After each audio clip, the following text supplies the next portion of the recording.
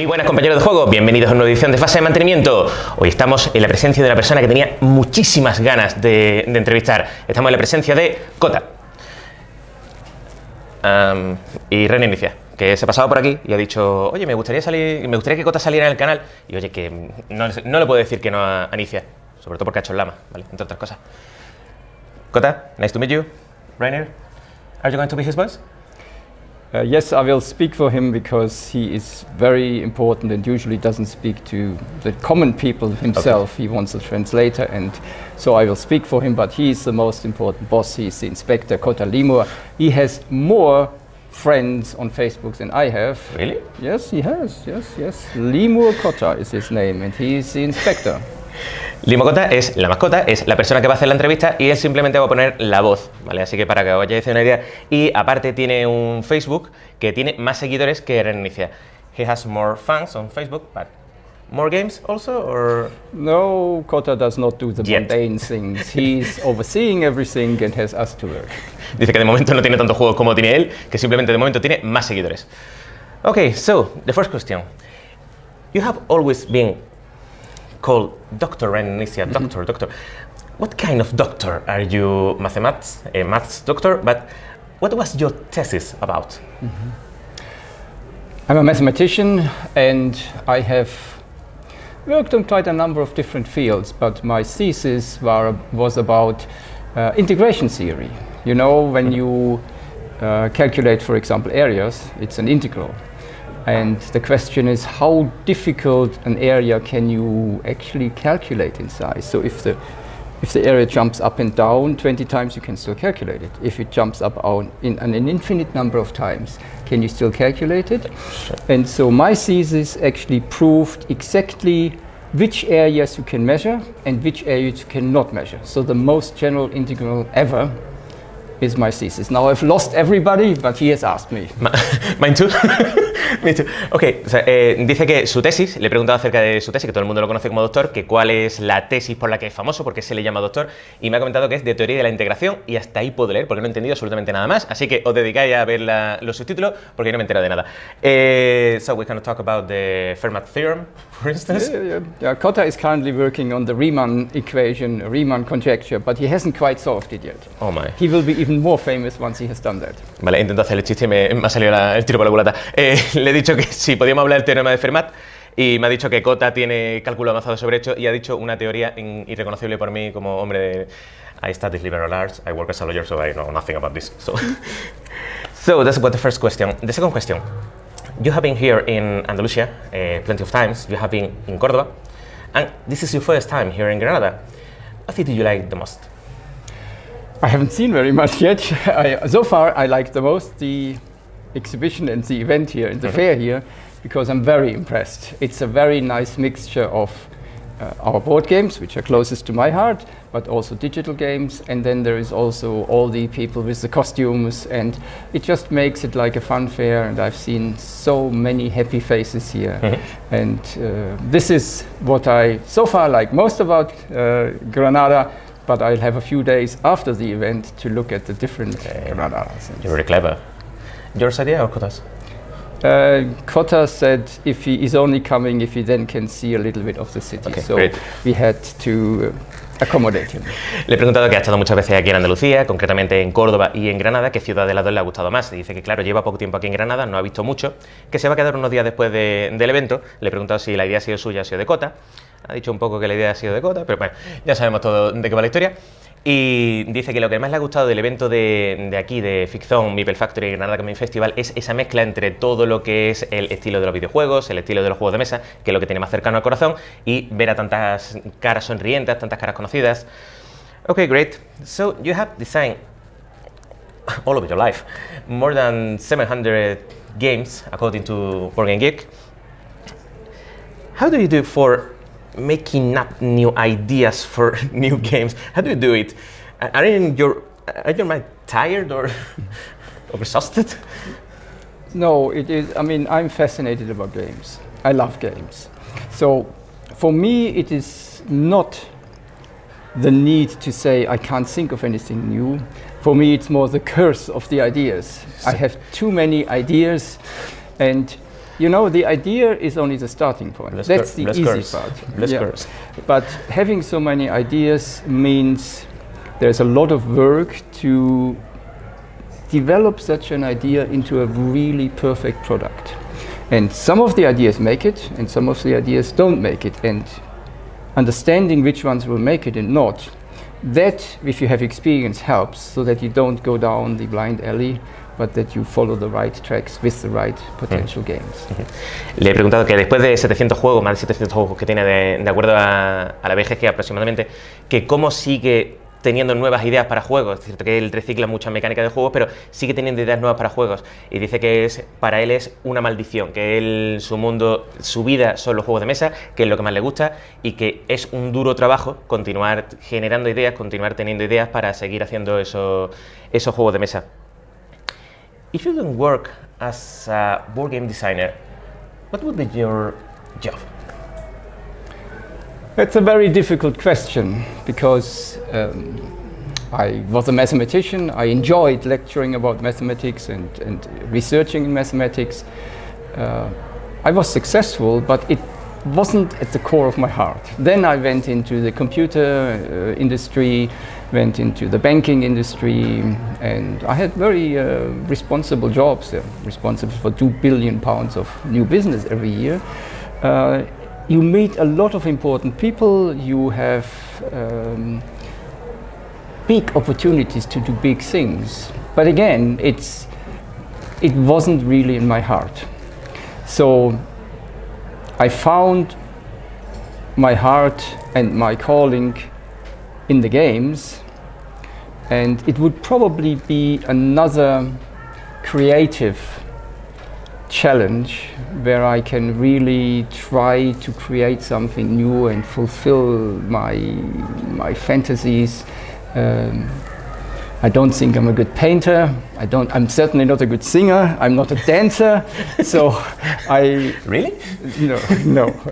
And so I would have to find something to create something.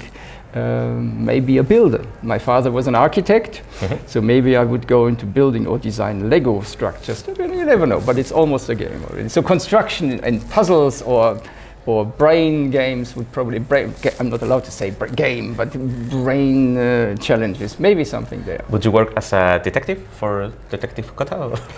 He's the inspector. He's not a. Sorry. Don't insult My him. apologies. Sorry. My apologies. No, he's the inspector. He inspects everything we do and what's going on. Yes. Detective stories and clues I don't find easy to do, because they are more the subjective things which you cannot prove, and I'm, as a mathematician, always ask for the proof. So detective stories is not my field. As a board game designer, what is the mechanics that it takes you more time or you see more difficult to design? The clues and detective stuff, for instance? Yeah, but this is, I'm trying to get very clear mechanisms into the game. And as a scientist, I'm trying to reduce the rules to some very core principles and make the rest kind of self-evident. This doesn't mean my games are simple, but it means my games have a relatively easy access, and then they form a platform for the players, and the players are very complex beings, and they would, according to their preferences, would then make the game very interesting. So I'm building this platform. So detective stories live from lots of clues and lots of details, and that's not quite my style. A person with 700 board game design, todo esto lo voy a subtitular porque ya es posible traducirlo. A person who has designed 700 board games, when does he have time for playing? Do you have a day a week, 2 days a week, or how do you do it? Designing and developing board games is mainly about playing, of course. So we play almost every day. But of course, my favorite and most keen games are always the ones which are in development, and there's always more than one, so they are always competing for testing time, yes? And so this is maybe the challenge when you transform your initial hobby into a profession and into your job, because then you do all the time what you want to do, And there's hardly any time to really sit back and play somebody else's game, because I'm always keen to see how my own games, how my development games do. So yes, so I've kind of lost the hobby, but I'm really enjoying my job. But the point is, do you have any kind of schedule? For instance, I have interviewed many designers, and they tell me, I have a schedule. For instance, Monday and Tuesdays, I play other people ball games, and I want to design a game according to this kind of mechanics. Do you have something like that, or do you improvise, or do you, as you think is the best? What do you do? Initially, I had 50 drawers, and in each drawer in our studio, there is one game in development. No sane person can develop 50 games at the same time. Of course. So some will be more in the foreground. No one's saying at least. And during the pandemic, where we couldn't test, I had to buy another 50 drawers. So now I have 100 drawers which are full of design. Some of them are just waiting for testing, some of them are initial research. And so it is really a question of which ones are most exciting for me and they would be played. This is a very good selection, because it means sometimes I discover something in a drawer which I haven't touched for half a year. Yeah. And so is that really still in development, or should I give up on it, or do I have a new view on it? And those designs which are really progressing well and they were exciting to play, then I will change a little bit and I play them next time. So those, it's a good selection. And those come to the foreground. And so the 100 drawers are really only holding positions, and they are competing in the top 10. We never play more than 8 to 10 different games in a week. It's impossible, and these are really in development. Yes. Mm-hmm. So you have drawers with games that you're designing. Do you have many games or few games that you have given up? Yeah. So you asked me, do I have a schedule? So I've not probably answered that so far. I don't have a schedule, but I have regular playtest sessions. I know who is coming, and so the advantage is we played one day, I would rework the game the next day, and then we would play it with a different group the next evening. So you get a very rounded view, but there is no overall schedule unless I get a commissioned game where a publisher comes and say we want this or this to a theme, and then of course I'm not making promises which are too short term, because a creative process you can never plan. And then, of course, I will look that I can keep that schedule, but I usually, when I make such a commitment, I have worked into it quite deeply to understand, can I do it or not? So now the next question. Sorry for going. No, don't worry, it's perfect. Yeah. It's perfect. From the latest games you have played, is there any one of them that has felt a bit? Do you like the most, or you say, I like this kind of mechanics? So I'm going back to your other question. I'm leaving back one. So yes, you asked me about failed designs, and of course, no, not designed by you. Not designed by you. If you play some of the designer games. Right, what's the question before? Yep.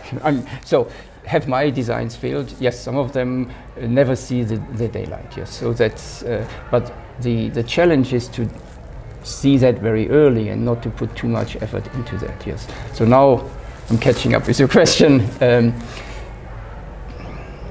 It's rare that I really see a complete design where I say that's really perfect. So it's more the aspects where you say what is nice.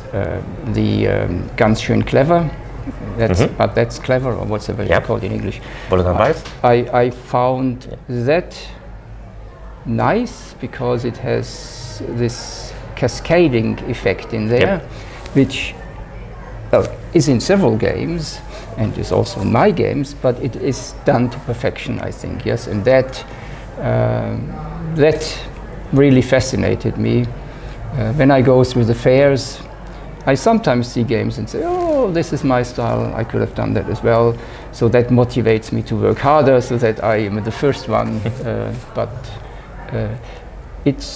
I'm also protecting myself by not looking at too many games, so not that my mind gets, when you know something, you stay in that environment. If you don't know, you're more open to go for something new, yes, and I want to create new things. You have traveled all around the world, fair to fair. You have met plenty of designers from other countries. Do you think that all the board game markets are different from country to country, or are more or less similar, or are taking to a similar place? What do you think about it? I think they are less similar than they used to be due to the globalization process, because today the competition is big, and so individual publishers usually have a big network of co-producing partners, and they would take the same game and localize it. So many games are spread wide over the world. There are still differences because games are an expression of our culture, and so in Japan you would find kind of different games, sometimes more the abstract games, or the very crazy games, because society has these two outlets.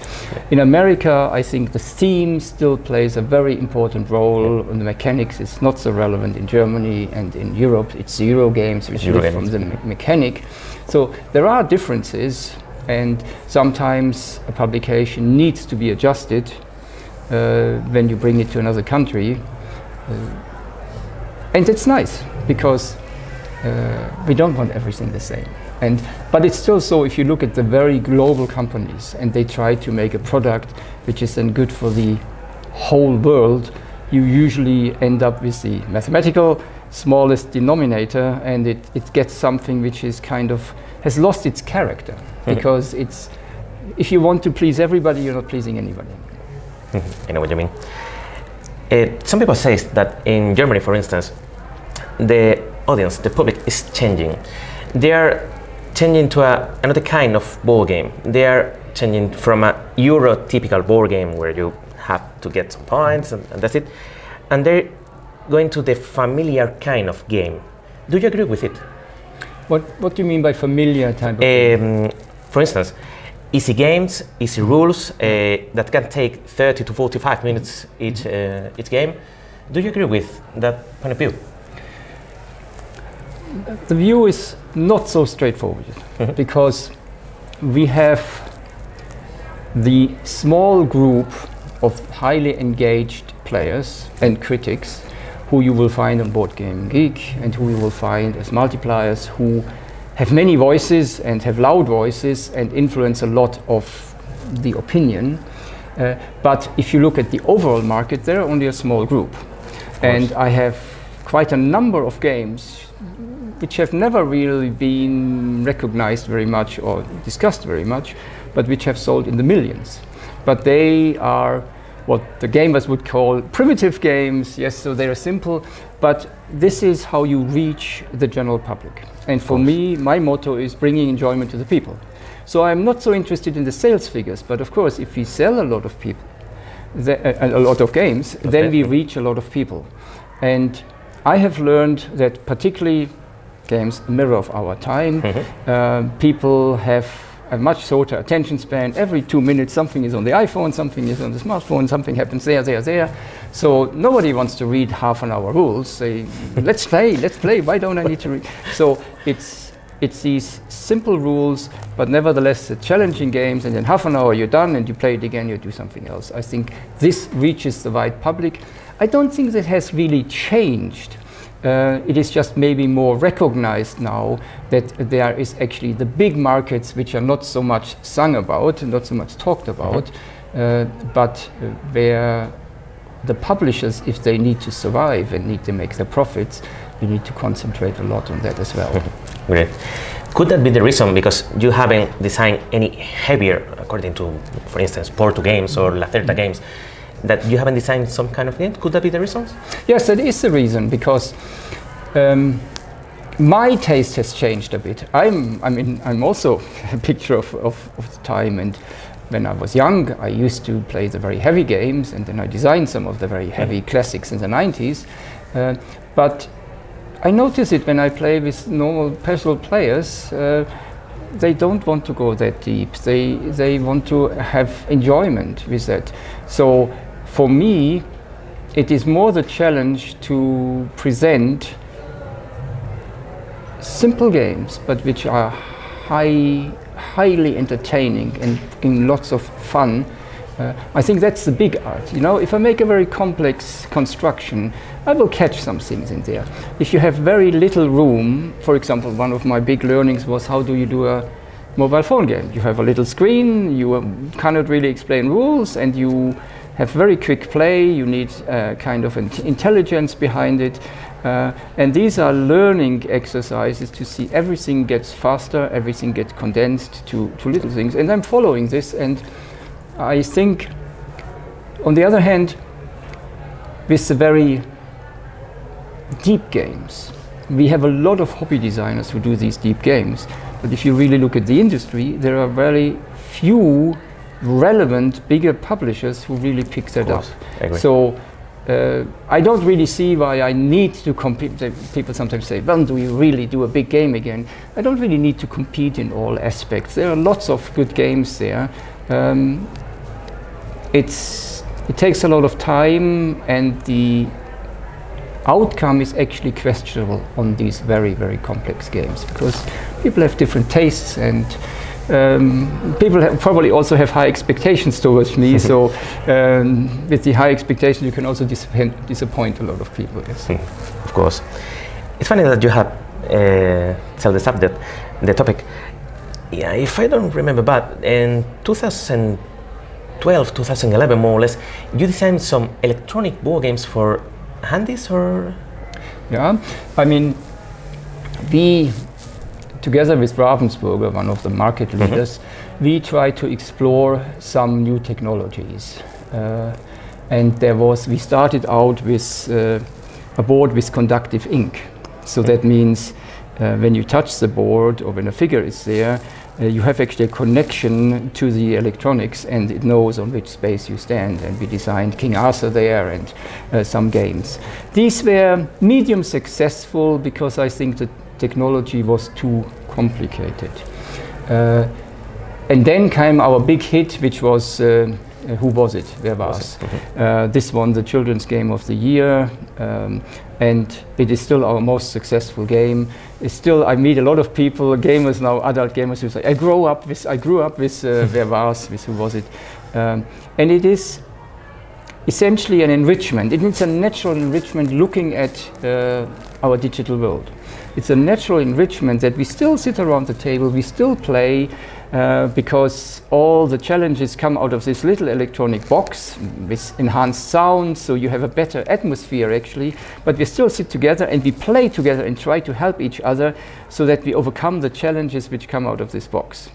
The advantage of using a very distinct electronic with software is that once you have published it, it will stay there forever. The challenge with, and I've also done some games with iPhones, or I always say iPhones, I mean mobile phones, yes. The issue there is, and it's in my own experience, in my own suffering from my games, that you put this out on a specific operating system. And then the publisher is actually forced to follow all the new versions of the operating system. And that's sometimes quite a lot of work. And I had a very nice game out, also with Ravensburger, where we had visual recognition. So the smartphone was here, it looked down on the board, and you rolled the dice, and the electronic knew what dice you have, you moved the piece, and it knew it. So it could really very intelligent react to it. It was a nice game. And then after 3-4 years, Ravensburger did no longer, because it wasn't a great success, did no longer maintain the software. And so I recently took out the box and wanted to give it to somebody. And it's dead, because you cannot go get the app anymore. That's the problem. And so a lot of people, you know, when you buy something in the electronic world, you haven't really bought it. If you look at the purchasing contract, it's you borrow it, and as soon as you stop your subscription, you lose everything, yes? And so one needs to be careful, what can you really have and what can you not have? That's the issue with if you have a digital book, because you don't really own it. These books, I'm very old-fashioned, these books which I really love, I buy in hard copy. It's here, you can switch off the electronic, you can switch off the power, I still have the book, and I put on my candle and I can read it. So I'm ambivalent to this digital world, because I I'm not so interested in having games which only live 3 years. I'm trying to create something which is really there for generations, hopefully, and people can still take it out. I totally agree with you. Most of the designers say that this kind of games have an expiration date. That's the problem, because as soon as the technology evolves, you're going to lose the kind of games. So, Reiner, thank you so much for this interview, for this time, for all your games. Thank you. Or your enjoy that I have had in my place, in my house. And of course, thanks to Inspector Kota. Yes. Thank you, Kota, for allowing this interview. And thank you for having me here. It was a great pleasure. And Kota approves. Thank you. Nice to meet you. Y a vosotros, ya sabéis, familia, comentarios que queréis dejarme abajo en la cajita de comentarios. Perdón por el tema de la traducción simultánea, os lo dejaré como pueda dentro de lo que sería el cajete del vídeo. Nos vemos en el siguiente vídeo, nos vemos en el tablero. Chao. Enjoy the games and hello to all my fans in Granada and in Spain.